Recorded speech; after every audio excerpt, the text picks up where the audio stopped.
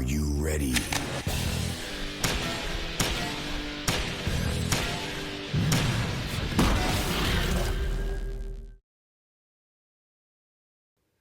Hi guys, and welcome to today's video.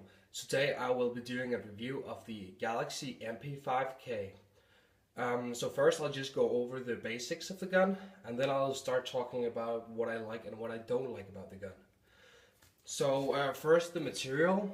Most of the gun is plastic, though there are some metal parts on the gun as well. Starting from the front here, we have the front sight post, which is made of metal. Then we have the hand grip, where you have the hop up underneath. The hand grip is made of plastic, and you have a pin here that's made of metal. Then you have the charging handle here, which if you don't have the battery in, you can actually do the H&K slide. But it doesn't sound that good. It sounds a bit plasticky, and but you can do it, Then we have the receiver here, which is made of plastic. I need to say one thing, when I say plastic and you hear Galaxy, oh, it sounds cheap and all that, it's actually pretty nice. It feels pretty durable, and I don't think it's gonna break on you when you drop it. Or at least, yeah, I don't think so, but I can't promise you that it won't break. Then we have the magazine here. The magazine is one thing that I really don't like about the gun. The magazine is really flimsy. It rattles a lot. It's made of metal, but as you can hear, it rattles a lot. It doesn't feed that well. This thing here, the cap here, is really bad. It falls off and all that kind of shit. So I don't use this mag for anything really. I use Tokyo Marui mid-cap mags because I love mid-caps and I love Tokyo Marui. So now you know. But yeah, the mag is a piece of shit. Then moving a bit forward here, we have the magazine release here, which is made of metal. And you can see on the other side of the gun as well, you also have a magazine release here, where you can push in on this pin here, whatever you call it, and it functions as a mag release. Then we have the selector switch here, and it's ambidextrous. It's made of metal, and it goes from safe to semi to full automatic. It's nice. It sits well. I've never really had any problems with the selector switch. And I've actually had an MP5k before I got this one here, the Galaxy one as well. And not like the Jingongs, because they sometimes have a problem with what's it called, the fire selector gets loose and then it falls off. I've never had a problem with this one here. I'm sorry for my English here, but yeah, I'm trying my best. Then we have the trigger here and the trigger guard. The trigger guard is plastic. It's part of the receiver as well. And then the trigger, I'm pretty sure it's plastic, though it would make sense if it was metal, but I'm not sure about that. But yeah, it works fine. Then we have the hand grip or the pistol grip here, and it's also part of the receiver. So, but it feels sturdy. It feels nice in my hands. I think it's a bit too big maybe for my hands, but I have pretty small hands for my size as well. Though, well, it depends on the person really. Then we have the backside post here, which is adjustable in 4 different sizes, 4 different apertures here. So all you need to do is just twist it. This is how the sights look on the MP5k, and you can change the apertures by turning here.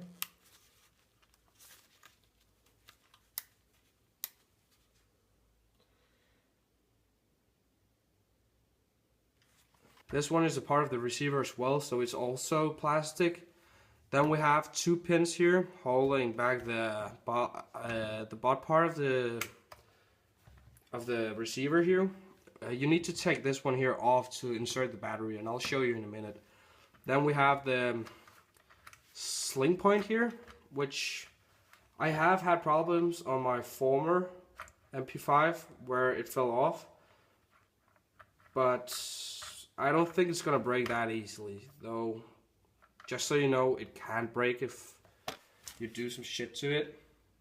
I need to mention, when you get this gun, you actually get it pretty nice packaged in foam in a cardboard box. It looks pretty nice. I don't have it with me right now, so you can't see it unfortunately. But also you get a cleaning rod, and you get a battery, and you get a charger. But the wall charger is shit, so go buy a new one. The battery you get for this gun is an 1100 milliamp 8.4 volt, as you can see here. It's a stick type and it's black, and it actually works pretty fine. So to get this battery inside the gun, first you need to take out the pins in the back here. And the other one here.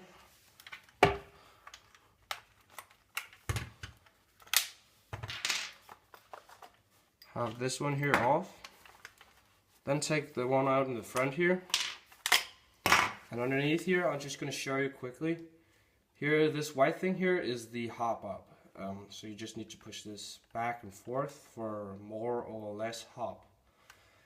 Okay, so to insert the battery, you insert it from the bottom here. It fits pretty snug in here.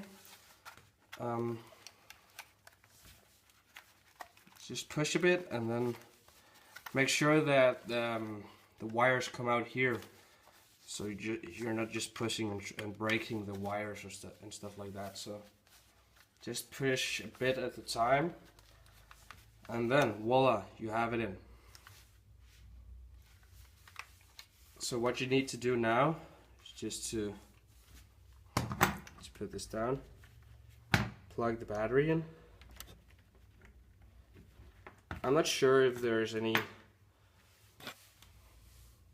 Oh, I'm sorry, am I hitting the camera? Sorry. I'm not sure if I have any power on the battery right now. You can just check. Not that much, you can hear. So all you need to do now is just put it together again.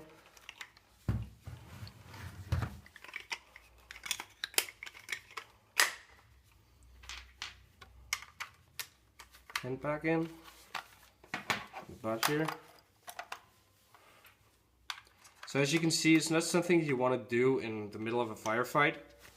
This is probably gonna cost you something, because it's not the easiest thing, though it's not the hardest thing either.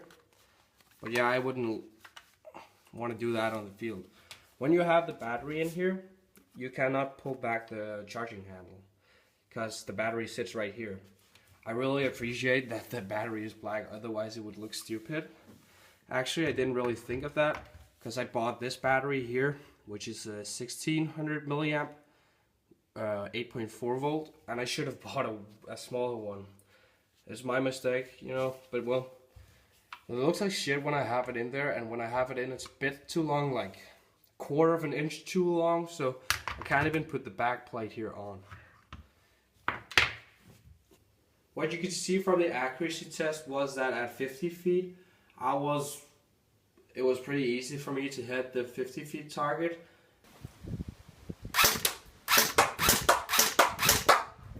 Moving back to the 100 foot target, it got a bit harder, though it was able to do it in both semi-automatic and full automatic.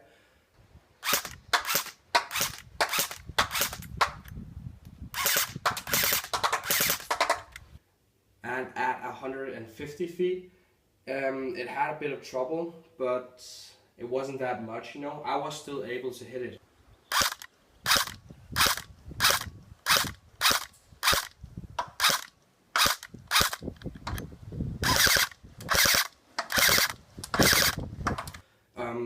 But it was a bit harder, you know, considering that the barrel is only 5 inches long or something. But yeah, it shot pretty nice. The gun shoots at a velocity of about 340 feet per second with a 0.2 grab BB, and the range should be within 160 to 190 feet. On Airsplat, I saw that the gun cost about $125, but I think I paid way less. Also, I bought it in Taiwan gun, though it's out of stock now, so I can't even find it on the web page. But you know, you could find it anywhere on the internet, I think. Probably cheaper. I think it would be around 90 bucks or something of any US store, otherwise about 80 euros or something in Europe. But yeah, just go check it out. I would say that I do really like this gun. It's small, it's compact.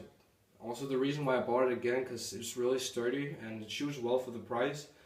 And it's a nice way to, you know, try out something new and not needing to spend like 300-400 bucks on a new gun. You know, it's really nice just to be able to spend a few bucks on a gun and you can have it for a long time and really love the gun. Also, it's really interesting design. I think I like the MP5 design. And yeah, so if you did like this video, please remember to thumbs up. And if you have any questions about the gun or any ideas for the channel, please remember to put it in the comment section. And also subscribe to my channel if you want to see more of these types of videos or other types of videos. So otherwise, see ya guys.